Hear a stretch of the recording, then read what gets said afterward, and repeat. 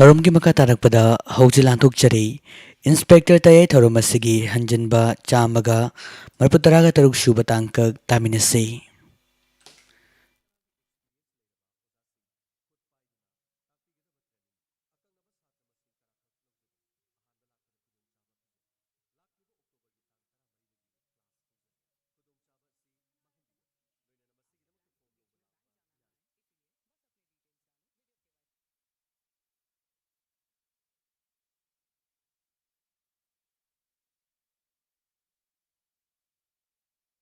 ꯑꯕꯤꯔꯤꯕꯁꯤꯡꯕꯨ James ꯍꯩꯒꯨꯔꯖꯝꯅ ꯇꯔꯥꯃꯨꯛ ꯆꯨꯕꯒ ꯂꯣꯏꯅꯅ ꯏꯀꯣꯛꯅꯧꯅ ꯈꯨꯔꯨꯝꯖꯔꯤ꯫ ꯉꯁꯤ ꯄꯨꯗꯨꯅ ꯂꯥꯛꯆꯔꯤ ꯗꯥꯏꯃꯟ ꯔꯦꯗꯤꯑꯣ ꯆꯦꯅꯦꯜꯒꯤ ꯏꯟꯁꯄꯦꯛꯇꯔ ꯇꯌꯥꯏ ꯆꯥꯝꯃꯒ ꯃꯔꯐꯨꯇꯔꯥ ꯇꯔꯨꯛ ꯁꯨꯕ ꯇꯥꯡꯀꯛ ꯁꯟꯗꯣꯛꯆꯔꯤꯕ ꯊꯧꯔꯝ ꯑꯁꯤ ꯋꯥꯈꯜꯅ ꯁꯥꯒꯠꯆꯕ ꯋꯥꯔꯤ ꯍꯧꯖꯤꯛ ꯍꯤꯡꯂꯤꯕ ꯑꯃꯗꯤ ꯂꯩꯈꯤꯗ꯭ꯔꯕ ꯀꯅꯥꯒꯨꯝꯕ ꯑꯃꯠꯇꯒ ꯃꯔꯤ ꯂꯩꯅꯖꯗꯦ꯫ ꯃꯁꯤꯗ ꯂꯥꯛꯄ ꯋꯥꯀꯠ ꯑꯩꯈꯣꯏꯅ ꯂꯧꯖꯕ ꯉꯝꯖꯔꯣꯏ꯫ ꯁꯤꯒꯤ ꯆꯦꯁꯦ ꯄꯥꯏꯕꯤꯌꯨ꯫ ꯀꯔꯤꯒꯤ ꯆꯦꯅꯣ? ꯆꯦꯁꯦ ꯑꯩꯒꯤ ꯄꯣꯁꯇꯒꯤ ꯃꯔꯥ ꯂꯩꯇ꯭ꯔꯕ ꯔꯥꯍꯨꯜ ꯄꯨꯈꯤꯕꯒꯤ ꯑꯗꯨꯒꯤ ꯆꯦ꯫ ꯀꯩꯅꯣ ꯍꯥꯏꯁꯤꯕꯨꯗꯤ? ꯃꯦꯗꯝ ꯇꯝꯐꯥ, ꯑꯆꯨꯝ ꯃꯔꯥꯟ ꯊꯤꯒꯠꯇꯅ ꯑꯩꯒꯤ ꯄꯔꯁꯅꯦꯜ ꯑꯃꯕꯨ ꯏꯀꯥꯏꯕ ꯄꯤꯕ ꯃꯗꯨꯒꯤ ꯃꯊꯛꯇ ꯗꯤꯁꯤꯄ꯭ꯂꯤꯅꯔꯤ ꯑꯦꯛꯁꯟ ꯂꯧꯈꯠꯂꯣꯏꯗꯕꯒꯤ ꯃꯔꯝ ꯂꯩꯇꯦ꯫ ꯀꯩꯅꯣ ꯇꯦꯅ ꯍꯥꯏꯁꯤꯕꯨ ꯀꯩꯅꯣ? ꯑꯩꯕꯨ ꯃꯤꯇꯣꯞꯂꯣ? ꯃꯦꯗꯝ ꯇꯝꯐꯥ, ꯑꯩꯒꯤ ꯁ꯭ꯇꯦꯁꯟ ꯑꯗꯨꯗ ꯑꯗꯣꯝꯅ ꯂꯥꯛꯈꯤꯕꯗꯨ ꯇꯝꯐꯥ ꯑꯣꯏꯅ ꯂꯥꯛꯈꯤꯕ꯭ꯔꯥ ꯑꯗꯨꯒ DSP ꯇꯝꯐꯥ ꯑꯣꯏꯅ ꯂꯥꯛꯈꯤꯕ꯭ꯔꯥ? ꯑꯩꯅ ꯍꯥꯏꯕ ꯋꯥ ꯇꯥꯕꯤꯈꯤꯕ꯭ꯔꯥ? ꯑꯗꯣꯝꯅ ꯐꯥꯗꯨꯅ ꯄꯨꯈ꯭ꯔꯤꯕ ꯔꯥꯍꯨꯜ ꯀꯦꯁ ꯑꯁꯤꯗ ꯆꯦꯟꯅꯗꯦ꯫ ꯃꯔꯝꯗꯤ ꯃꯦꯗꯝ ꯇꯝꯐꯥꯒꯤ ꯐꯣꯟꯗ ꯀꯣꯜ ꯇꯧꯔꯛꯈꯤꯕ ꯃꯇꯝ ꯑꯗꯨꯗ ꯔꯥꯍꯨꯜ ꯁ꯭ꯇꯦꯁꯟꯗ ꯂꯩ, ꯑꯗꯨꯒ ꯑꯗꯣꯝꯒꯤ ꯐꯣꯟꯗ ꯀꯣꯜ ꯇꯧꯔꯛꯈꯤꯕ ꯃꯤ ꯑꯗꯣ ꯃꯍꯥꯛꯇꯤ ꯑꯇꯣꯞꯄ ꯂꯣꯀꯦꯁꯟ ꯑꯃꯗ ꯂꯩ꯫ ꯑꯗꯨꯅ ꯀꯦꯁ ꯑꯁꯤꯗ ꯆꯦꯟꯅꯔꯤꯕ ꯃꯤꯗꯨ ꯃꯇꯤꯛ ꯆꯥꯅ ꯐꯥꯕꯤꯌꯨ꯫ ꯍꯧꯖꯤꯛꯀꯤꯗꯤ ꯑꯩꯈꯣꯏꯒꯤ ꯔꯥꯍꯨꯜ ꯊꯥꯗꯣꯛꯄꯤꯌꯨ꯫ ꯀꯩꯒꯤꯅꯣ ꯇꯦꯅ ꯁꯥꯎꯏꯗꯨꯕꯣ? ꯁꯣꯔꯤ ꯃꯦꯗꯝ ꯇꯝꯐꯥ, ꯔꯥꯍꯨꯜ ꯄꯨꯊꯣꯛꯄꯤꯔꯣ꯫ ꯇꯦ ꯑꯗꯣꯝ ꯆꯦꯗꯨ ꯄꯥꯕꯤꯔꯔꯣꯏ ꯍꯥꯏꯕ꯭ꯔꯥ? ꯀꯩꯅꯣ ꯇꯦꯅ ꯇꯧꯏꯗꯨꯕꯣ? ꯍꯧꯖꯤꯛ ꯃꯤꯗꯣ ꯑꯩꯉꯣꯟꯗ ꯀꯣꯜ ꯇꯧꯔꯛꯑꯝꯃꯤ, ꯑꯗꯨꯒ ꯃꯗꯨ ꯔꯥꯍꯨꯜꯅ ꯅꯠꯇꯦ ꯍꯥꯏꯕ ꯑꯩꯁꯨ ꯃꯤꯀꯨꯞ ꯑꯁꯤꯗ ꯈꯪꯕ ꯀꯨꯏꯗ꯭ꯔꯤ꯫ ꯃꯦꯗꯝ ꯇꯝꯐꯥ, ꯊꯕꯛ ꯑꯃ ꯇꯧꯕ ꯃꯇꯝꯗ ꯑꯆꯨꯝꯕ ꯑꯃꯗꯤ ꯑꯔꯥꯟꯕ ꯈꯪꯅꯅꯕ ꯍꯣꯠꯅꯕꯗ ꯈꯔ ꯆꯦꯛꯁꯤꯟꯕꯤꯌꯨ꯫ ꯑꯗꯨꯒ ꯃꯔꯝ ꯂꯩꯇꯅ ꯑꯗꯣꯝꯗ ꯑꯇꯣꯞꯄ ꯃꯤ ꯑꯃꯅ ꯀꯣꯜ ꯇꯧꯔꯒ ꯃꯤ ꯑꯗꯨ ꯊꯤꯒꯠꯄꯒꯤ ꯃꯍꯨꯠꯇ ꯑꯩꯒꯤ ꯁ꯭ꯇꯦꯁꯟꯗ ꯂꯩꯔꯤꯕ ꯃꯤꯗꯨ ꯈꯣꯟꯖꯦꯜ ꯃꯥꯟꯅꯩ ꯍꯥꯏꯗꯨꯅ ꯑꯗꯣꯝꯅ ꯇꯥꯏꯅꯔꯤꯕꯗꯣ ꯃꯇꯨꯡꯗ ꯇꯧꯕꯤꯒꯅꯨ꯫ ꯑꯗꯣꯝꯒꯤ ꯀꯦꯁ ꯑꯗꯣꯝꯅ ꯊꯤꯖꯟꯒꯦ ꯍꯥꯏꯕꯅꯤꯅ ꯃꯥꯏ ꯄꯥꯛꯅ ꯆꯠꯊꯕꯤꯌꯨ꯫ ꯑꯩꯒꯤ ꯔꯥꯍꯨꯜ ꯄꯤꯕꯤꯔꯣ꯫ ꯅꯈꯣꯏ ꯀꯅꯥ ꯀꯅꯥ ꯂꯩꯒꯦ? ꯔꯥꯍꯨꯜ ꯑꯝꯇ ꯄꯨꯊꯣꯔꯛꯑꯣ꯫ Thank you madam. ꯔꯥꯍꯨꯜ, ꯃꯐꯝ ꯑꯁꯤꯗ ꯐꯨ-ꯆꯩ ꯇꯧꯕ꯭ꯔꯥ? ꯁꯔ, ꯀꯩꯁꯨ ꯇꯧꯗꯦ ꯁꯔ꯫ ꯐꯔꯦ, ꯊꯥꯒꯠꯆꯔꯤ ꯃꯦꯗꯝ꯫ ꯑꯩꯒꯤ ꯄꯨꯂꯤꯁ ꯄꯔꯁꯅꯦꯜ ꯑꯃꯕꯨ ꯃꯔꯝ ꯆꯥꯗꯅ ꯐꯥꯖꯤꯜꯂꯒ ꯐꯨꯕ ꯆꯩꯕ ꯇꯧꯔꯝꯕ ꯇꯥꯔꯒꯗꯤ ꯃꯊꯛ ꯊꯣꯡꯕꯗ ꯑꯩ ꯁꯣꯏꯗꯅꯃꯛꯀꯤ ꯋꯥꯀꯠꯀꯅꯤ, ꯑꯗꯨꯒ ꯃꯍꯥꯛꯄꯨ ꯃꯦꯗꯤꯀꯦꯜ ꯑꯦꯛꯖꯥꯃꯤꯅꯦꯁꯟꯁꯨ ꯑꯩꯅ ꯁꯣꯏꯗꯅ ꯇꯧꯒꯅꯤ꯫ ꯀꯔꯤꯒꯨꯝꯕ ꯃꯁꯥꯗ ꯑꯁꯣꯏꯕ ꯂꯩꯔꯝꯕ ꯇꯥꯔꯒꯗꯤ ꯃꯦꯗꯝꯕꯨ ꯋꯥꯔꯧꯕꯤꯒꯅꯨ꯫ ꯆꯠꯆꯔꯨꯈꯤꯒꯦ꯫ ꯇꯌꯥꯏ, ꯀꯩꯒꯤꯅꯣ ꯇꯌꯥꯏ ꯑꯩꯉꯣꯟꯗ ꯂꯥꯟꯅꯣꯏꯗꯨꯕꯣ? ꯇꯌꯥꯏ,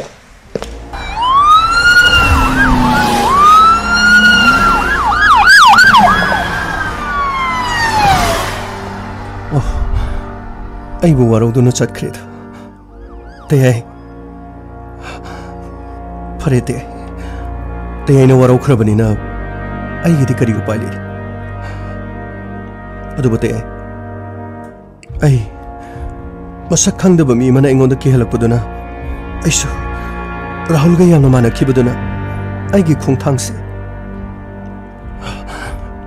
ꯐꯔꯦ ꯇꯌꯥꯏ, ꯑꯩꯁꯨ ꯊꯥꯡꯖꯤꯜꯂꯨꯔꯕ ꯈꯣꯡꯊꯥꯡ ꯑꯁꯤꯗꯤ ꯑꯩ ꯃꯥꯏ ꯄꯥꯛꯅꯕ ꯍꯣꯠꯅꯕ ꯇꯥꯕ꯫ ꯑꯗꯨꯕꯨ ꯇꯌꯥꯏ, ꯑꯩꯅ ꯂꯥꯟꯈꯤꯕ ꯌꯥꯎꯔꯕꯁꯨ ꯇꯌꯥꯏꯅꯗꯤ ꯉꯥꯛꯄꯤꯌꯨꯀꯣ꯫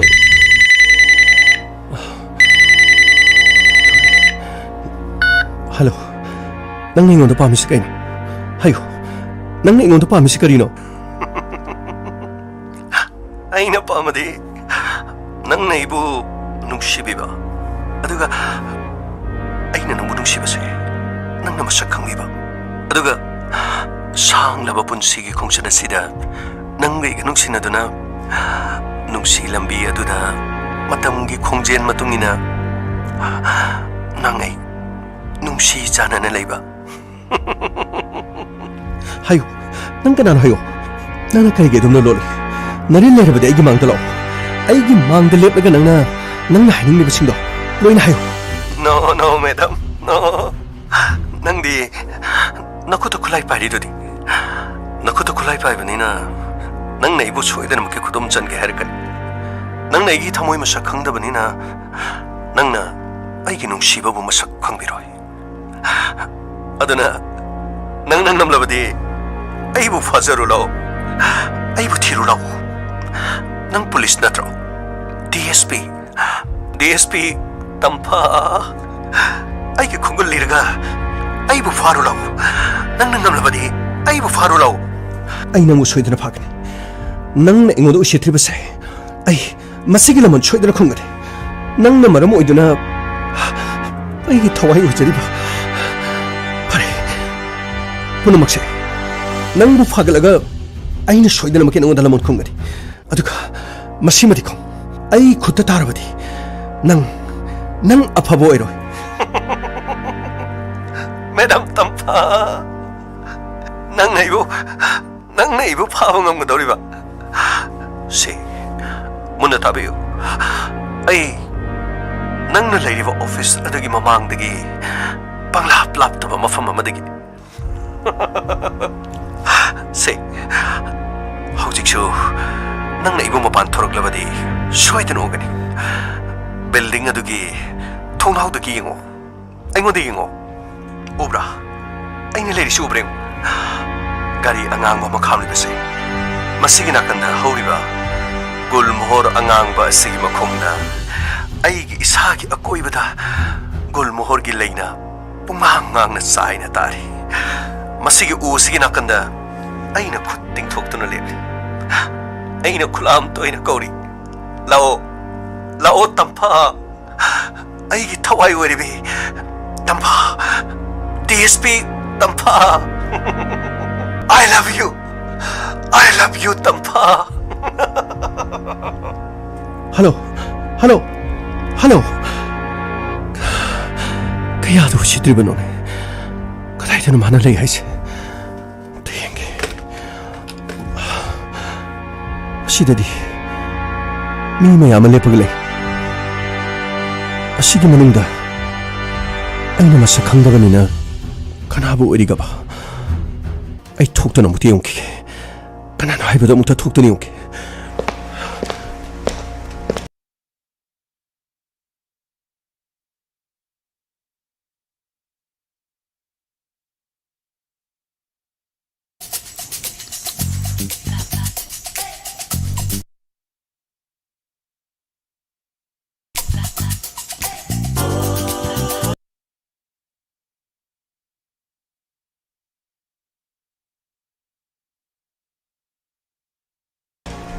Sarita, madam, lau, sashi lau.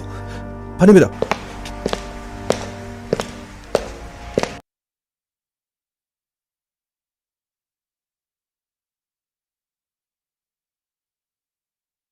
Asumna, tampana mapan thoroktuna.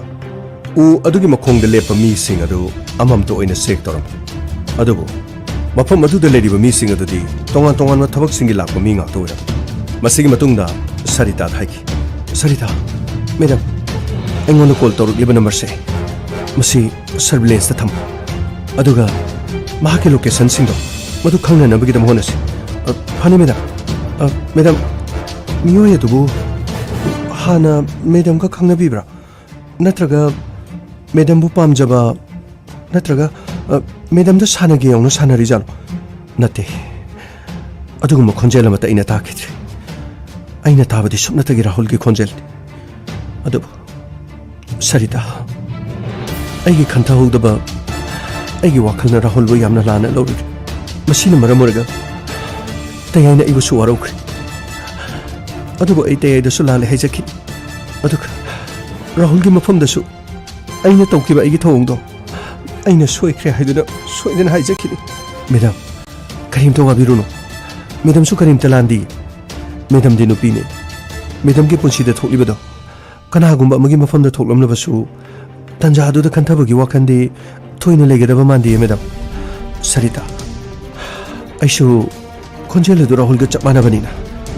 Rahul Lake on the Sanary when Henny can't give it. Matamadu, ꯑꯩꯅ ꯇꯦꯌꯥꯏꯗ ꯇꯥꯍꯟꯕ ꯃꯇꯝꯗꯁꯨ ꯇꯦꯌꯥꯏꯅꯁꯨ ꯈꯣꯟꯖꯦꯜ ꯑꯁꯤ ꯔꯥꯍꯨꯜꯒꯤ ꯈꯣꯟꯖꯦꯜꯅꯤ ꯍꯥꯏꯗꯨꯅ ꯔꯥꯍꯨꯜꯗ ꯐꯥꯎꯕ ꯋꯥ ꯍꯪꯂꯝꯂꯕꯅꯤ ꯑꯗꯨꯕꯨ ꯑꯆꯨꯝꯕ ꯑꯁꯦꯡꯕ ꯈꯪꯅꯅꯕꯒꯤꯗꯃꯛ ꯑꯩꯅ ꯇꯦꯌꯥꯏꯗ ꯁꯤꯟꯅꯔꯝꯂꯕꯗꯤ ꯐꯒꯗꯕꯅꯤ ꯑꯩꯁꯨ ꯑꯩꯒꯤ ꯏꯁꯥꯗ ꯊꯣꯛꯂꯤꯕ ꯊꯧꯗꯣꯛ ꯑꯗꯨ ꯔꯥꯍꯨꯜꯅ ꯊꯣꯟꯕꯅꯤ ꯍꯥꯏꯗꯨꯅ ꯆꯞ ꯆꯥꯅ ꯂꯦꯞꯄꯨꯔꯦ ꯁꯔꯤꯇꯥ ꯑꯩ ꯌꯥꯝꯅ ꯋꯥꯔꯦ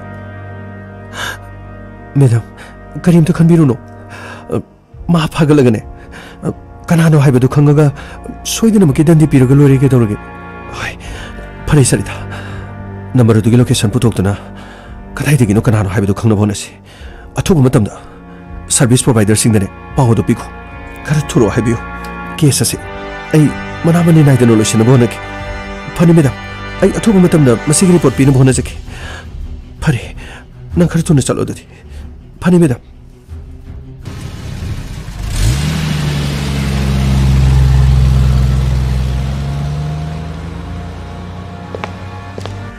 राहुल असेंग मन साधु करीम सोक्त्रब्रा sir Karim सोक्त्रे sir कईदोरे गमय sir madam तंफासु lawn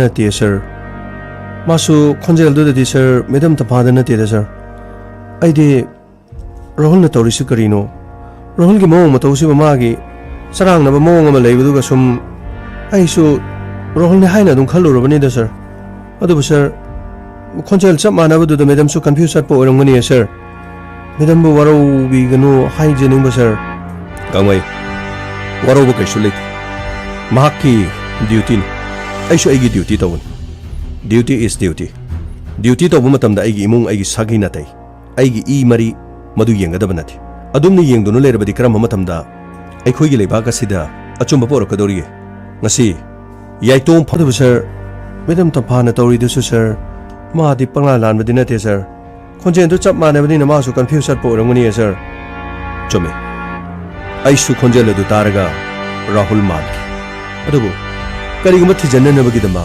tanja ma ta pikiti aina aigi mini haidu na yeng de habagi dama aina waro balati adubu mahak su mahak ki duty da mahak na singna du na phadu na pukri ba mi do ai su aigi duty da नहाकना फारिबा मी अदुदि लाले राहुल नत्ते हाबदु चप चाना उठखिबा खक्तनि मसिदा करिसु वारोनिंगा लेथि थौदोग अदुदा करिगुमा राहुल नो अरमनबसु अइना कनगदबा नाथि सर यारगदि सर मैडम बु वारो बिगनो सर मैडम द तोरिबदो सोइदना चिंगना फमथोय खोंजेल अदुदि आई फि सर अदु राहुल खोंजेल द मानै हाइदुना इन्वेस्टिगेशन अमा तौदना हेक्तमक नंगबु मफम असिदा लालगा नंगी नमाइदा खुपाकना थाबा हाइबदुदि मदु यादिनी अदुगा नखोय लोइना मखंग आइखोय पुलिस डिपार्टमेंट दा पुलिस ओरिबसिंग मिचम अमबु तसेनमक महक क्रिमिनल अमनी अदुगा महक मिहातपा अमनी हाइबा चप चाना खंगनबा फावबदा महक असे मिया मांगदे खोयना फुबा यादि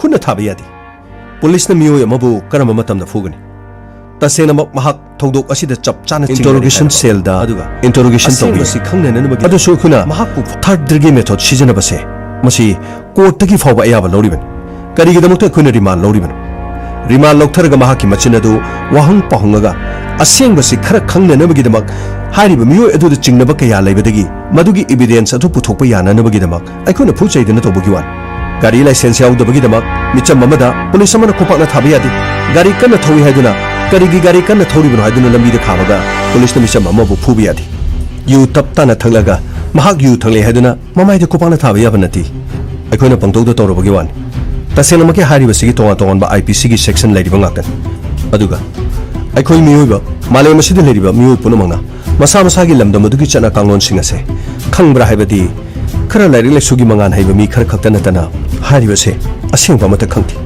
अदुबो आइखोइ पुलिस नदी खंगदबा यादि मसी पुनमक सि खंगबा अमदी मसे फजना निंथि जना मसी चनरकलबदिने पुलिस डिपार्टमेंट फजबगी फजबा ngakta ओरेकन अदुबो खंदुनियो आइगी मांगक्ता दसु आइगी स्टेशन सिदा लेरिबा आइगी पर्सनल नमबो तंफाना महांग सावी हाइदुना मफम असिदा लाक्तुना महांग उठखिबा महाके एटीट्यूड आइ ngakta बंगमथि पुलिस डिपार्टमेंट लेरिबा पुलिस पर्सनल दगे हौरगा पुलिस के अचौबु फम पारिबा सिंगना मखा थाबा पुलिस पर्सनल सिंगु हंथबा थाकते येंगलबदि अंगांसा नखोय यानिंगद्रन अदुगा ꯌꯦꯡꯕꯁꯨ ꯌꯥꯎꯔꯤꯕꯅꯤ ꯂꯣꯏꯅꯃꯛ ꯅꯠꯇ꯭ꯔꯕꯁꯨ ꯈꯔ ꯃꯈꯩ ꯌꯥꯎꯔꯤꯕꯅꯤ ꯃꯤꯃꯥꯡ ꯇꯨꯃꯥꯡ ꯅꯥꯏꯗꯅ ꯑꯣꯔꯗꯔ ꯇꯧꯁꯤꯜꯂꯛꯄ ꯃꯤꯃꯥꯡ ꯇꯨꯃꯥꯡ ꯅꯥꯏꯗꯅ ꯉꯥꯡꯕ ꯃꯁꯤ ꯈꯛꯇ ꯅꯠꯇꯅ ꯑꯆꯧꯕ ꯄꯨꯂꯤꯁ ꯑꯣꯐꯤꯁꯥꯔ ꯑꯃꯅ ꯃꯈꯥ ꯊꯥꯕ ꯄꯨꯂꯤꯁ ꯅꯨꯄꯤꯗ ꯃꯤꯃꯥꯡ ꯇꯨꯃꯥꯡ ꯅꯥꯏꯗꯅ ꯃꯈꯨꯠꯇ ꯄꯥꯏꯔꯤꯕ ꯆꯩ ꯑꯗꯨꯅ ꯃꯁꯥ ꯑꯃꯒꯤ ꯄꯨꯂꯤꯁ ꯗꯤꯄꯥꯔꯠꯃꯦꯟꯇꯗ ꯊꯕꯛ ꯇꯧꯔꯤꯕ ꯄꯨꯂꯤꯁ ꯅꯨꯄꯤ ꯐꯨꯔꯨꯕꯒꯤ ꯋꯥꯊꯣꯛ ꯂꯩꯔꯤꯕꯅꯤꯅꯦ ꯌꯦꯡꯉꯨ ꯀꯔꯤ ꯑꯣꯏꯅꯤ ꯄꯨꯂꯤꯁ ꯑꯣꯐꯤꯁꯥꯔ ꯑꯃꯅ ꯄꯨꯂꯤꯁ ꯅꯨꯄꯤ ꯑꯃꯕꯨ ꯆꯩꯅ ꯀꯜꯂꯒ ꯐꯨꯒꯠꯂꯛꯏ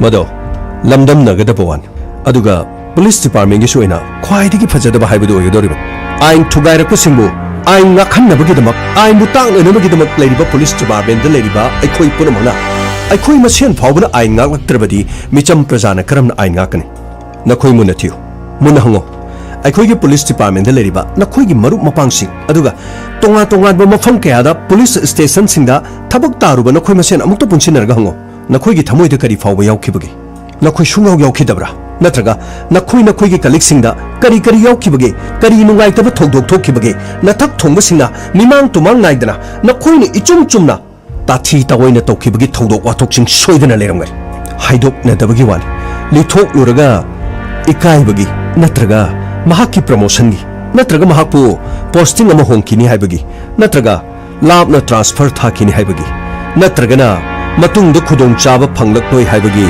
खा चिक्तुनो खांग कया मरुम यावरुंगनी हाइबसे नखोय थाजदब तवगन अथुना नखोयदु नुंगाइतब फावरिबा अदुगुमना अखोयना मिचम अमदा अखोयना थ्रिटन तौरबा अदुगा अखोय पुलिस ने हाइदुना फजदब वाहै वता अमदी अखोयगी नुंगाइतब थोंगसिंग अदु मखोयदु उल्लबदी मखोय सुमियोयबनिना नुंगाइतबदी सोयदना फावरोइद्रा येंबियो तोंगान तोंगान लेबाकसिंगदा पुलिसना चटलिबा पुलिसकी नियमसिंगसे अमुक्तो नैनरगा नखोय येंगुनी चाइनादा अमेरिकादा अदुगा तोंगान तोंगान एशियागी यूरोपकी नखोय अमुक्तो येंगुनी अदुबु लेइतब नथि पुलिसनु ओनसिलगा मिचमदा गुंडा तौबा अकन अरिंग साबा मखोय मसामकी प्रजासिंगदा ओनसिंदुना धप तौबा किहनबा अदुगा मसुयों पुलिस डिपार्टमेंट मिचमदा चेक तौबा नत्रगा गाड़ी खामो हाइनेनबगिदमा सक काकना लाव खोंबा फजदब वहाई वता सिजनबा की खंगहनब सिजनो हाइबसे करंबा पुलिस की ट्रेनिंग दा पेज कयागे आर्टिकल कयादा मिचम सिंग खामु याद्रबदी अथीब वांगांगु मिचम सिंग चेक तौबा मतमदा फजदब वहाई हायो मिचम सिंग किहलु नत्रगा पुलिस ऑफिसर मना मागी मखा ताब सिंग दुबो मी अमगुम ट्रीट तौगुनु सांगादा ngangadaba सांगादा तौगदब थबक नत्रगा मिमांग तुमांग नाइदना फु चैदुनु तौ हाइबसिबु पुलिस की ट्रेनिंग तौरपदा करंबा पेज की Karamba जगादा Karamba class Karamba इंस्ट्रक्टरना नखुदा तलके अदुगियों police अखोइसे Dracula नतेनी zombie सुनती अखोई की ड्यूटी मसक मुन खंग मिचम सिंगु निंगथीना लोइनरबा मिनुंगसी अमगा लोइनना फजबो वहाई कयागा लोइनना चेक तौबबु एरबसु चिंगनबबु एरबसु होय करिगुमा तंगाई फदना अखोइदु खुद हलाबा नत्रगा अखोइगी सीननबा अखोइगी मांगननबा मिचमगी सोंगननबा मिचमगी प्रॉपर्टी सोंगननबा लेंगाकी प्रॉपर्टी थुगाइननबा करिगुमा होनरगबदी अखोइगी खुदता यावरिबो खुलाइसिंग अदुना मखोइबु की खंगननबा तंगाई फदना तौफम थोप तौबी अदुबु मखोइबु हेक्तमक थवाई लौगदबनी हाइबदी मदु लेबा नतेनि खंदुनियो हौखिबा सही खरगी ममांगदा पुलिस ने खामो हाइद यादबगिदमा मिचम कयागी पुंसी चिंगनै हाइदुन हाटखिबगी थौदोक वाथोक मसिंग लाकमदना लेरि फेक एनकाउंटर नि हाइब केस लिसिंग अमगा चंगा कुन मंगागी मथक्ते हेना लेरि फरेनि मखोइ मरा लेरेने खलसि हाटतबदी यादबरा आइनगी मतुंगिना मखोइबु जेलदा थमगा मखोइ मसाना लाली नत्रगा लांदे हाइबगी मदु उच्चनबगी तंजामा कोर्टना लेरिबसि मदुगिदमक्तनि मदुगी ट्रायल तौर मतुंग मसा मसाना तौकिबा थबकसिंग अदुगी मखोइ चेराक लोइना फंगबये अदुबु अखोइगी खुत्ता लाइसेंस टू किल मसी लेबा नथि अखोइना नोमै पारिबसे अखोइना हाटपगी लाइसेंस लेरे हाइबा नथि करिगुम थौदोक वाथोक खरदा लैपाकि मांगननबो ओइरबा मसाकसिंग खरा अदुगा मखोइबु का हेंजिलपदगी तंगाई फदना मखोइगी पुंसी लोइसिनखिबा गाक्तनि नियमदुदि मदुसु याबा नथि अदुना मतौ करमना तंफाना मफम मसिदा चंगलगा अचुम अरान खंगदना महांगना राहुलबु मफम मसिदा खुपाकना थादना फुखिबा मदो अइ ngaktaba ngamti अइनि यामना वारोki सर नसु मयाम ताकपिरि सर अदु सर यारगदि सर मैडम तंफाबु वारोबिगनो सर मैडम सु महाकु केलिबु मिदु कनानो खंगदबि ओरमसु याइ सर अदुगा सर मैडम तंफादा हजिक तौरिबिदु कनानो हायना थिदोकलगा मिदो असेंबा पुथोकपुन फरोइदर सर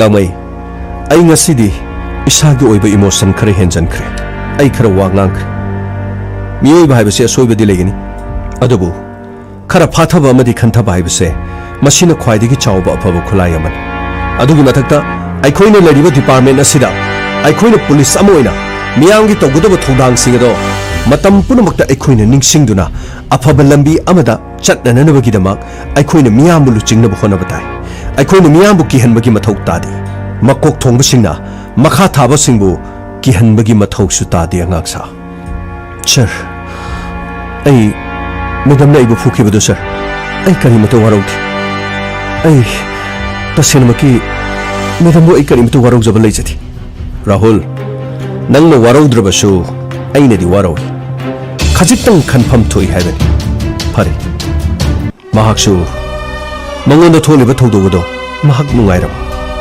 अदुबु महाक आइगी थक्ता लैबा सीनियर महाक मसाना अयाबा पीदना अखोइना मागी थबक्ति येलुबा हाइबदो मीगी ड्यूटीदा अयेतपा थोकपनि करिगुमा मसाना हाइरक्लबदि मथक थोंबगी order the ngaktaba yaroi matam madudi yengba tabani sir adu orasu sir madam na hairakpa matamda kari kari na khoi gi thibam thokbudo thiraga sir madam gi mateng akhona sat pangaga mari leina mami do fagalaga sir sida leire na khona sat piradi nungai roidra sir gangmai ai tamphabu tukutchaba nati ai tamphabu warauba khaktani matam punumakta mathak thongmasingna makha thabasingbu hanthaba migi hanthaba wakhal amada khanbagi mami amakha aina tampha uba fam mase police department asida tampha khakta nati tampha gumlaba tampha gi mathakta leibasi aikhoi gi thakta leiba kya kya makoi gi wahai wata amadi makoi gi thaudabagi moong asina aikhoi da thauna hapadi lairadana aikhoi da thauna hanba manba thaudo kharadi thoktaba natini aikhoi bu thauna hapam thoi aikhoi bu hena thabak sida hena afaba maikai amuda laknanabagi dama police personnel makha taba sing sida thauna pifam thoktabaran order di mathak thangmana tokthar ngata adubu khanduni yam thabak tawribadi thabak macha macha tawriba sing khongmi lami sing na natrane sir amta changjar ke sir santos kari lere sir sigi hauji nupa je sir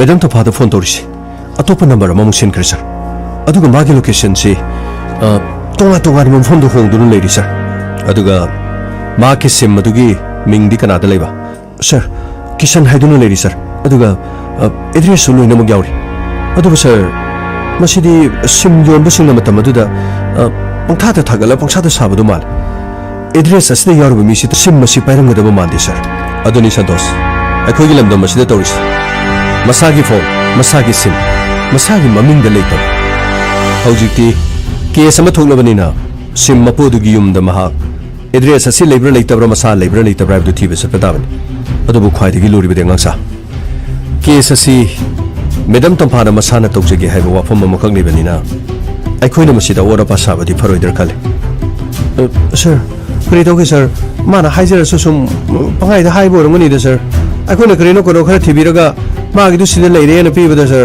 ma adum harau jagani da sir gamai mathak thongman haibo order du inde aduna mo mimang tumang nai dana nganglak labadi matam aduda anyway madam gi order ngai kisi aduga aikhoi natrabasu police department gi mahana koliba mafam kaya gi police kya lai kari tawge du yankisi rajet sir lokopta leriba number 4 la lomba nongmai la lomba aduga doctor shanta bu hana na bu hana ki kangu se makoi gi charge kamdore sir loina loijare sir athobu matam da court puthoga makoi gi chera ki matungina makoi na tawjaki badugi dama court na pirak pa chera ga du makoi logjaba tabani sir masigi kangu se mok sir jail da mok sang gi dore sir jail da mok krino madu amarga mok makoi mok thena rudana sir jail da sang ki singsiga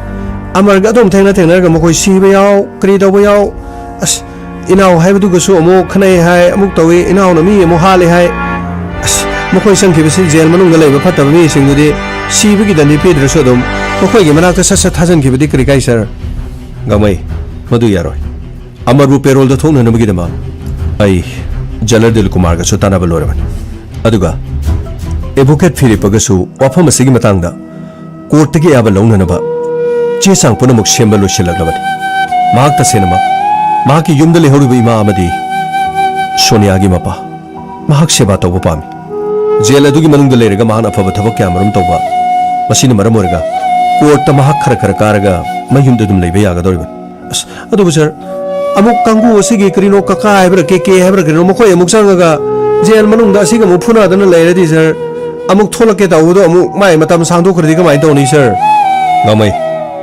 I jailer दुल कुमार गा पाव फोनर लेरबन माहकी cell दी तोंगाना दुम थमी मसी मांगदी इनाव हाइबा का फुना की बदुदगी माहकी का तोंगाना थमी ओह अदु अरदी फरेदे को अस आइदी मागी दमक तो वाबनी आना सोनिया तौ लेबदुगा अस मी से नुंसीबगी दम मी हार फसुंगमी को नुंसीबगी दमक तौरिबा मयाम से खलुरगा अस करिनो खंगदेदा मेदम तंभागा मो शर्टे आइगा मु तौबो मोंग सिनमु अखोयदे लेफम सफम खंगद्रेदा करिनो पुनिंग से पुलांग द लांगी कोई शर्दी क्रिसवा दबर खंगदेदा तफम लफम खंगदेदा तौरिसि कोई मेदम तंभादा मु सानरिबा मी दुन कनानो खंगदेने माना मु करिनो अमुक करन तौसलाइदुबो मीगी नुंसिनबा थुगाइनबा ताहलेदको फरे ngaksa राजेन चे सांगदो लोइनो लोइसिलो आई ngasiदी युमदम त चलुकी सर करिनो हाइसेबो सर मेदम तंभागी क्रिम द तौरोद्रो सर गामै मसाना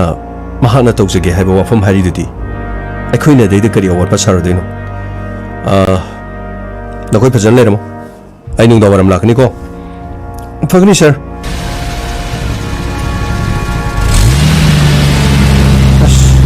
सर सिसु मथम होइदे पुरा कन ममीनी ने मसिसु पुरा काइनिदा करिनो खंगदे मीना हाइबदुबो मोंदा सुम नीसु डीएसपी मोइजबगी करिनो हाइबो रमनी अस खजिति यंगदु हाबु यादेने करिनो खंगदेदा संतोष अखोइ करिनो खरा तौसिरा मेदम तो भागी मतेंग पांगमनो फरोइद्रो गमै तयाइना मा मोहाय नंग ना मा मोहाय मेदम तंपाने कोइदसु करिम हारक्ति अखोइ गदा सुनतेदा पुलिस ती माग लेमिनरी सिंगदुसु पुलिस ngakतनी कैनो अस अदोबदि चोमेदा अदो संतोष अस मेदम तंपाना थारक खुनोक्तो अदुदि पुरा राहुलनेदा करिनो खंगदे आइदि अहमद राहुलदा सावगी तौबनेबको राहुल नंगदि करि खले नंग खुनजेन दाबदा नंग नतेना खनब्रा गमै आई शोंगप फावे करिनो खंगदे आई खोंजल के चप मानना मेदम तफादा ओरिबो मोंगदुनदि अदुना सु मेदम तफाना आई बो वराउखिबनि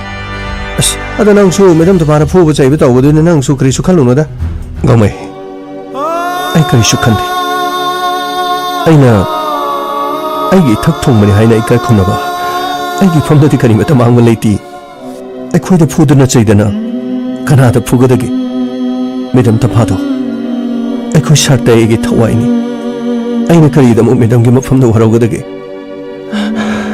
आइना नुवाइत्रिबदि आइगा खोंजन मानबा मी अमगी मरमना मेदम तंपा अमदि सारते आई मखोइनि वराउनख्रे अदुक अङोंदा मेदमना फुबगिदमा सारते नि हेना वराउख्रे आइसु खंगे अखोइगी मांगना सारते नि इकाइबगी मफम मसिदम हक लेनिंगदना चखरिसे महक मेदम तंपादा ngang बचैबा नत्रगा करिगुम खरदि तौगदबा माले आइदि मेदम द करिमितो वराउगा लेति अहो नंगी पुक्सेंदो आइसे हमना थागलेको अदो अखोइसु तोबं खंगद्रे करिनो तौदोरिसिबो अमगी मतेंग पागे अमन अमुक क्रि हाइगनि सर नमुक nganggani अदो मेदम तंपादो मासु करिनो नंगी खुनोगा चा मानन मीने तौगदुबो अदो अखोइसु करिनो खरदि तौबनो फाद्रो अखोइ सुम तुमिना लेसे हाइब्राबा अस आइदि करिनो तोबं खंगद्रेदा मखोइना सुम साउनरगा तौरगा तखम चफम खमदा खंगदेदा मसिगी सारते आइसु जदोम चाखरे करिनो खंगदे करिनो खरा मतेंग पांगसे आइसु अस आई बथा साइदा अदो संतोष राहुल नखोइसु करिनो खरा खलो केनो फोन नंबर सु लेरे अदो करिनो लोकेशन येंगागा होजि क्राइदा लेबनो करि तौबनो खोबनो हाइबदु नखोइ करिनो संतोष नंदि करिनो साइबर गी करिनो ओइबदु नंग खरा तौबा याद्रो अस गांगमै नंगसु आई करिमता तौदबि मोंग हाइजले नंबर गाइदोसु लोकेशन लो येंगोइने नंबर अनो मुनसिलेन हाइदुदी अदा थिजन लो खोचलो अदु दि हाइरमदे ओरेन अमुक थिरुरगा मो कइदौबै थिरिनो खोलिनो अमुक तौरादि अस हाइगा हाइसुनोदा गामै लोइना तौगे 그리노 매담 봐도 그리노 마 부르가 착하디 나하모 너무 밤에도 갑들어 마 떠올래이더니 아주 그리다오니 요새 행 파타능도 토어디 마 그리다오니 좀 와로 레이야 브로 능신아 보고 그리노 아이디야 돼 그러니까 너 거기 떠오르도 그리노 너 거기 하러 아이 그렇다 오게 아이 액션 도게고 너 거기 떠오르 하는 거고 미션 사 이비턴도 저기니 아두가 거 아이기 미션의 쓰기 맘인디고 The Last Blood 거거니 너 거기 그나 여거니 아이기 맞탱 방으로 미 로인 톨로 너 sarte기 디그리스 칼로노세 아이 좀 도게지 미도 파르가 좀 노리 그리노 너 거기 좀 얘기도 레이도 그리노 아스 너 거기 있달래 아메이 nangi mi sanduda ai idane yawgani as khwai mi amrak sidiki thona papa ma hairi ni mayam leri ba kana thau mayam se krisu hai dia ba adu ga krino khwai digi thona papa na hai bisi bo pe esa nangbu ya auning bro kha ame me edam ta amphaga sarta ayaga sa aune aponte hai ka arino mi ina toro ido la he enzalan gumsi ka aino akhoi mayam le ini sidi as mani ni ai gi last blood sidi as the flop blood ta ko dur berkarino khang deda as na khoi yaw re na karino ai chalani krai sakre santos nangi bag tu putro ai thamak toge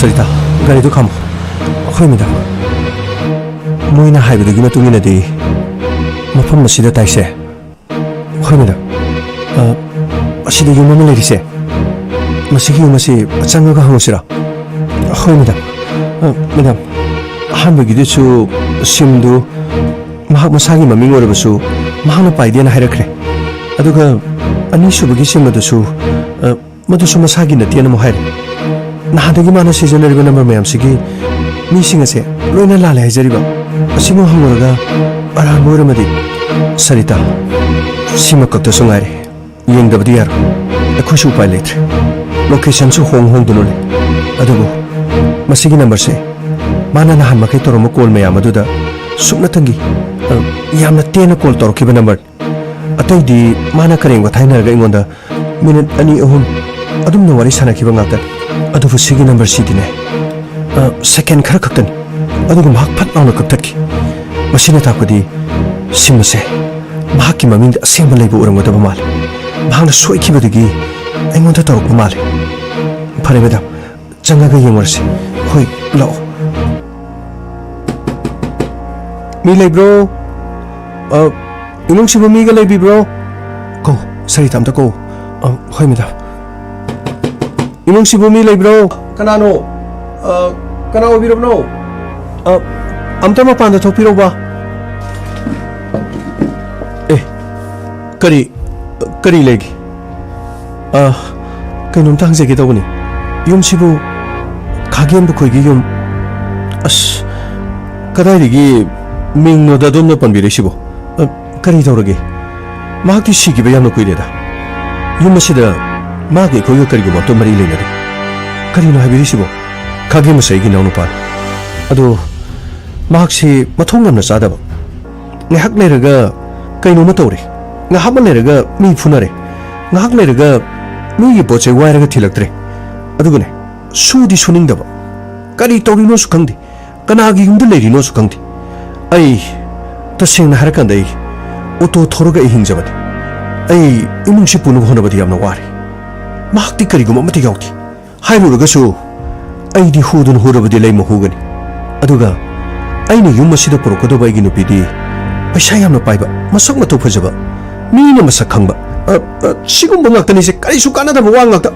tasena harabadane mahangna maram origa kuigum sinlefam chapung khangdrabani ngasina adongi kari tobiramage natraga adongi sananu pawai bikrabra natraga kana gumagi kari case lakbagi medam khoisil lengsan bireino warawi badiyati adongi nauna pase mana engonde yamna sanare phone si bhana taroli base number sin dana sanarakone aduga yaragadi mahaki photo matang yengjage photo uba leiri jalani ai di maga mari leina ba pot pono ba kyum sida mata thamdraban ai amta lokthok sarke ko sida leira mal sidaida amadi as kada ai da bucha khrabu o sida leire Sini. Oh, yam nuwaizare. Photo se khoi puja kharge. Aduga Pani. Mahakti stekul amuk tokseleni. Hello. Madam Tampa. Aigi yumda Madam Tampa. Pare. Ngasidi na khongna thongna. Ai yumda lakna panina. Aina Madam Tampa bu taramna upi. Welcome to my home. Madam Tampa. Aigi yumda. Oirum thangba ka du da sat launa leisilga. Haipeti yemgira mone. Yingo. Paklang da theliba. Achau photo sing do. Amukte yembiyo ne. Amukte yembiyo. Ai nang game sida photo yemba lakna nathi. Ado oida bangang wiri. Ai mungda ge dom soida ne photo poramani. Ai sakpam do kamdoi. Kana kuma man malaibra. Hey, nangi matam loirabani. Ngasi aina nangi gumda lakpa haibase. Nangbu aigi khutta taba haibado. Mudu kuidrabani. Karim to waro no madam. Ai yumdo kharati manmani. Adubu ai yum malabasu. Ai thamoide. Yamna anba. Kana gumbi amagi mafamda nuksi haina haidriba. Natangi nangi na famda nuksi haina haijaba. Madam nuksi babu crime kobrani. Nuksi bangok jababu yadrabadi. Adudi ai bang panasida nupa nupi anigi nuksi na ba matau karam na leramgani. Ai na madam gi mafamda akai ba karshu toki baliti. Madam na igi gumda laktuna ai bu phana na bagi daba natraga ai bu khukul lina na bagi daba thiba lakdi badaw. Madam di police department da DSP oigani. Aduga ai di lairaba macha. Habiyo madam lairaba macha na DSP tampa nuksi be yadabra. Ai gi ralbu karino. Ai na madam gi number lorga madam da nuksi haruba gi damaktara. Aduga madam ibada achauba macha. Aduga apikpa anemba madu leiti haibadaini. Asumna madam gi mafam na nuksi haruba gi damak koi thiduna ai gi khungul libo oirabadi. Nuksi babu crime cobra. Ai na madam da phone toru babu crime cobra. Adu de habiyo madam. Pakang le sabi ani nuksi na bayadi haiduna madam na phongdo piyo. Ai na masingbiyo. Romeo Juliet ki warisu minambani. Kamba thobi ki warisu minambani. Hir Ranja ki warisu minambani. Aduga madam Tampa amadi kage magi nuksi basu minambani haina haibiyo. Yes, I love Tampa. Kagemba love Madam Tampa. Kagemba loves you, Tampa. Kiyado shitribani. Nangi nayo masida ina lakpase. Nang mafam asida leiramlabadi. Tampa kanano haibado. Nang soidana khangadabani. Madam Tampa, matam mangan bigano. Nang naibu phaba ngamlabadi ngasisu phabiyo. Aduga nangi nungsi kaisum sangmaduda ikong ikut ase nang napunsin na aibu phubiyo. Isadagi sintarapa ikeng aduna aina mo primay de igani. Tampa, I love you.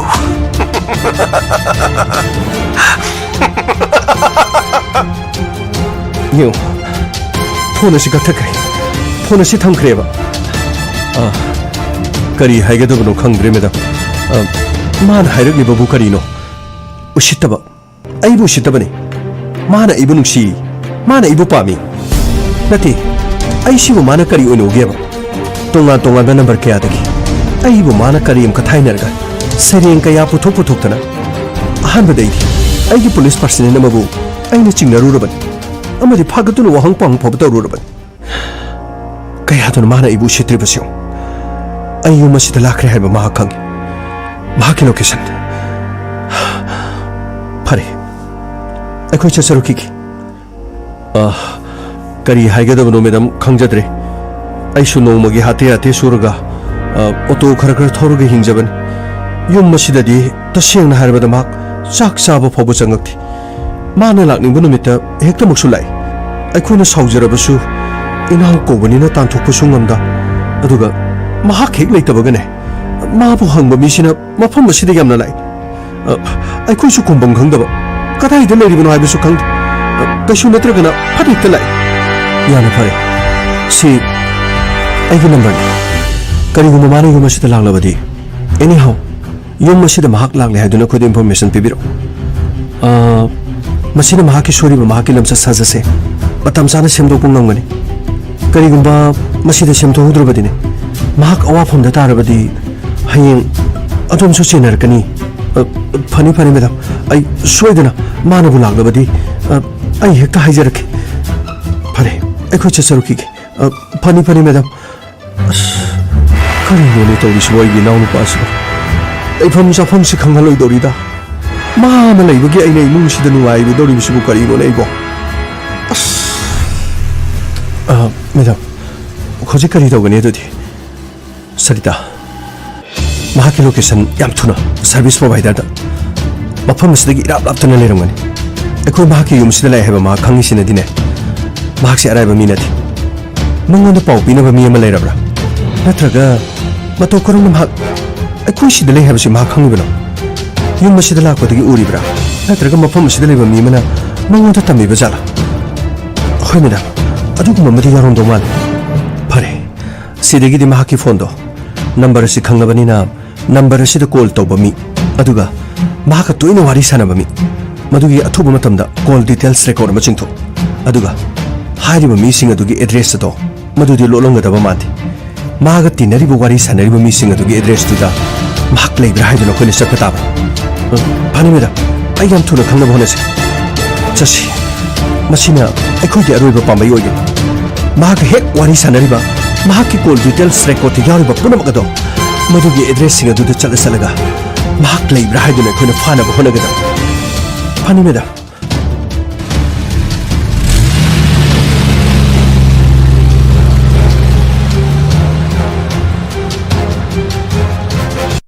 मसिगी मखा तारकदा तंफाना call details record अदु सिंगथोकलबा मतुंगा अममम तो ओइना मयुम मयुम the चत्तुना वारी साखी असुमना तंफाना वारी साबा मतमदा महक को वारी सानरिबा मियोय सिंग अदुदा police न मागी मरमदा हंगलई नत्रगा महाक की मरमदा थिगतपा लाई हाइबो वाफम असि खागेंबा हारिबा मी एसिदा हाइदोकपा यारोय हाइना हाइरम करिगुम खागेंबा दा हाइदोकपा तारगदी केस असिदा लोकदुनबा यावि हाइदुना मतिक चाबा चेराक फंगनी हाइबो वाफम सि हाइरम अदुबो मियोय सिंग अदु अयाम्बा उनबा मतमदा खागेंबा हारिबा मियोय असि खागेंबगी मयाम्बा उनबदा हाइरकिबो वाफम सिंग अदुगा मखोयगे चौरांगना दुम हाइरकी अदुबो mahak thoidokpa crime tawba mi amadi natte haiba wafam ase hairaki kadai phawba chumliba kayam chumliba mahakna nuksijai haiduna DSP tamphagi mafamda number sinduna call tawraga sanarakpa haibasidi masisu cyber gi crime makhal amani kanaguma mi amatada mi amana kihanduna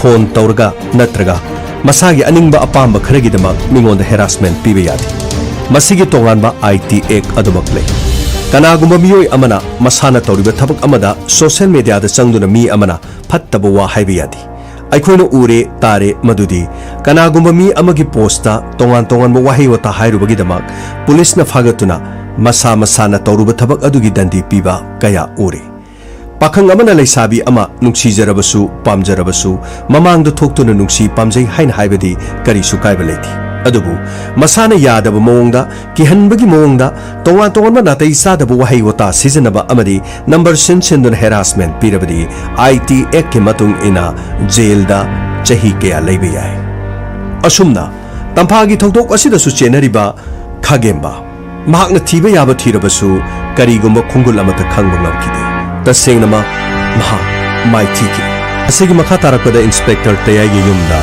तंफा महाक Laki तंफा कईदोरे Sumang लेप लेना मिसी कईगिनो ते आई यामना लानख्रे आई बुंगा पिरोरिद्रा आई माइ थिरे आई मतिक चादरे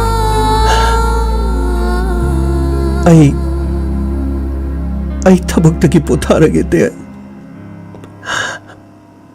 आई बते एना सुगाम ने यंगना बिगने हाइबा ꯑꯩꯗꯤ ꯈꯜꯂꯨꯗꯕꯅꯤ ꯇꯦ ꯇꯝꯐꯥꯅ ꯆꯥꯎꯖꯈꯤꯕꯗꯤ ꯊꯦꯍꯥꯏ ꯂꯩꯕꯒꯤꯅꯤ ꯊꯦꯍꯥꯏꯅ ꯏꯟꯊꯣꯛꯄꯤꯔꯕꯗꯤ ꯑꯩꯅ police ꯑꯣꯏꯔꯕꯒꯤ ꯀꯔꯤꯁꯨ ꯀꯥꯟꯅꯕ ꯂꯩꯇꯦ ꯑꯩ ꯃꯥꯏꯊꯤꯔꯦ ꯑꯩ ꯊꯕꯛ ꯇꯧꯕꯒꯤ ꯆꯦ ꯑꯩꯒꯤ ꯔꯤꯖꯤꯒꯅꯦꯁꯟꯒꯤ ꯆꯦꯅꯤꯁꯦ ꯑꯩ ꯉꯁꯤ ꯍꯦꯗꯀ꯭ꯋꯥꯇꯔꯗ ꯆꯠꯂꯒ ꯄꯤꯔꯨꯔꯅꯤ ꯀꯔꯤꯒꯤꯅꯤ ꯍꯣꯠꯅꯔꯤꯕ ꯀꯔꯤꯒꯤ ꯑꯗꯨꯛ ꯊꯧꯅꯥ ꯌꯥꯎꯗ꯭ꯔꯤꯕꯅꯤ ꯅꯪꯕꯨ ꯊꯧꯅꯥ ꯌꯥꯝꯅ ꯐꯈꯤꯗꯥꯏꯅꯦ ꯑꯩꯒꯤ ꯏꯃꯥꯡꯗ ꯅꯪꯕꯨ ꯅꯁꯨꯝ ꯐꯜꯂꯒ ꯍꯥꯏꯈꯤꯗꯥꯏꯅꯦ ꯀꯔꯤꯒꯤ ꯀꯩꯁꯨ ꯂꯩꯇꯕ ꯑꯗꯨꯒꯨꯝꯕ ꯃꯤ ꯑꯃꯕꯨ ꯅꯪꯅ ꯐꯥꯕ ꯉꯝꯗ꯭ꯔꯤꯕ ꯍꯦ ꯊꯧꯅꯥ ꯍꯟꯒꯅꯨ ꯊꯧꯅꯥꯗꯣ ꯍꯟꯒꯅꯨ ꯅꯪ DSP ꯇꯝꯐꯥꯅꯤ ꯅꯪ ꯊꯧꯅꯥ ꯍꯟꯒꯅꯨ ꯇꯦꯍꯥꯏ ꯑꯩꯒꯤ ꯊꯧꯅꯥꯗꯤ ꯂꯣꯏꯅ ꯍꯟꯈ꯭ꯔꯦ ꯇꯦꯍꯥꯏꯅ ꯑꯩꯉꯣꯟꯗꯒꯤ ꯂꯥꯞꯊꯣꯛꯈꯤꯕ ꯑꯗꯨꯗꯒꯤ ꯑꯩꯒꯤ ꯊꯧꯅꯥ ꯄꯨꯝꯅꯃꯛ ꯂꯣꯏꯅ ꯍꯟꯈ꯭ꯔꯦ ꯑꯩꯕꯨ ꯃꯤꯅ ꯑꯁꯨꯛ ꯌꯥꯝꯅ ꯎꯁꯤꯠꯇꯕ ꯑꯩꯕꯨ ꯍꯦꯛꯇꯕ ꯑꯁꯨꯛ ꯎꯁꯤꯠꯇꯅ ꯇꯦꯍꯥꯏ ꯑꯩ ꯃꯥꯏꯊꯤꯔꯦ ꯑꯩ ꯊꯕꯛꯇꯒꯤ ꯄꯣꯊꯥꯔꯒꯦ ꯇꯦꯍꯥꯏ ꯑꯩꯒꯤ ꯊꯕꯛꯇꯒꯤ ꯇꯦꯍꯥꯏꯅ ꯍꯦꯟꯅ ꯂꯨꯏꯌꯦ ꯊꯕꯛꯇꯤ ꯇꯧꯗ꯭ꯔꯕꯁꯨ ꯌꯥꯏ ꯑꯩ ꯇꯦꯍꯥꯏꯒ ꯀꯥꯏꯅꯕ ꯉꯝꯃꯣꯏꯌꯦ ꯇꯦꯍꯥꯏ ꯇꯝꯐꯥ ꯑꯩꯅ ꯅꯉꯣꯟꯗꯒꯤ ꯂꯥꯞꯊꯣꯛꯈꯤꯕ ꯂꯩꯇꯦ ꯅꯪꯗꯤ ꯑꯩꯒꯤ ꯁꯦꯅꯤꯌꯔꯅꯤ ꯅꯪꯒꯤ ꯑꯣꯔꯗꯔ ꯑꯗꯨ ꯑꯩꯗꯤ ꯉꯥꯏꯈꯤꯕ ꯈꯛꯇꯅꯤ ꯑꯩꯅ ꯇꯧꯈꯤꯕꯗꯨꯁꯨ ꯑꯩꯒꯤ ꯗ꯭ꯌꯨꯇꯤꯅꯤ ꯅꯪꯅ ꯇꯧꯕꯗꯨꯁꯨ ꯅꯪꯒꯤ ꯗ꯭ꯌꯨꯇꯤ ꯀꯔꯤꯁꯨ ꯂꯩꯇꯕ ꯃꯤ ꯑꯗꯨꯕꯨ ꯅꯪꯅ ꯐꯥꯕ ꯉꯝꯗ꯭ꯔꯤꯕ ꯑꯗꯨꯒ ꯊꯕꯛ ꯇꯣꯛꯑꯅꯤ ꯀꯥꯏꯅ ꯑꯩꯁꯦ ꯅꯪꯒꯤ ꯇꯌꯥꯏ ꯏꯟꯁꯄꯦꯛꯇꯔ ꯇꯌꯥꯏ ꯑꯩꯅ ꯃꯤꯀꯨꯞ ꯑꯃꯗ ꯃꯍꯥꯛꯄꯨ ꯐꯥꯒꯅꯤ ꯅꯪꯒꯤ ꯅꯈꯣꯡ ꯑꯗꯨꯗ ꯄꯥꯏꯔꯒ ꯃꯇꯨꯡꯗ ꯑꯃꯨꯛ ꯍꯟꯅ ꯇꯧꯖꯔꯣꯏ ꯍꯥꯏꯗꯨꯅ ꯑꯩꯅ ꯍꯥꯏꯍꯟꯒꯅꯤ ꯑꯩ ꯇꯨꯃꯤꯟꯅ ꯂꯩꯕ ꯅꯠꯇꯦ ꯑꯩ ꯃꯍꯥꯛ ꯀꯅꯥꯅꯣ ꯍꯥꯏꯕ ꯑꯩꯅ ꯃꯨꯟꯅ ꯈꯪꯏ ꯃꯁꯤꯗ ꯑꯩꯒꯤ ꯄꯨꯂꯤꯁ ꯄꯥꯔꯁꯅꯦꯜꯁꯤꯡ ꯁꯤꯖꯤꯟꯅꯗꯨꯅ ꯑꯩꯅ ꯃꯤ ꯑꯗꯨ ꯁꯣꯏꯗꯅ ꯐꯥꯒꯅꯤ ꯅꯪꯉꯣꯟꯗ ꯑꯩꯅ ꯎꯠꯀꯅꯤ ꯇꯌꯥꯏ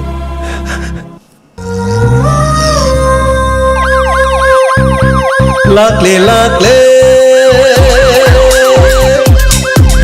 Inspector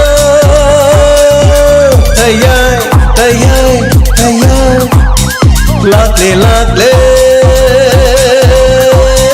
Lakle lakle Inspector Tayay tayay tayay Uthanaba Kanbinaba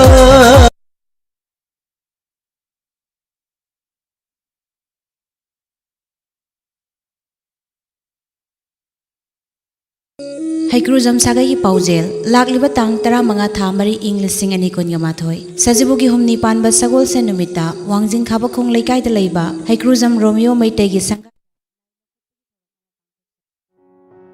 ꯂꯥꯌꯦꯡꯖꯔꯤ ꯊꯥꯡꯖ ꯅꯨꯃꯤꯠ ꯈꯨꯗꯤꯡꯒꯤ ꯑꯌꯨꯛ ꯄꯨꯡ 9 ꯗꯒꯤꯅ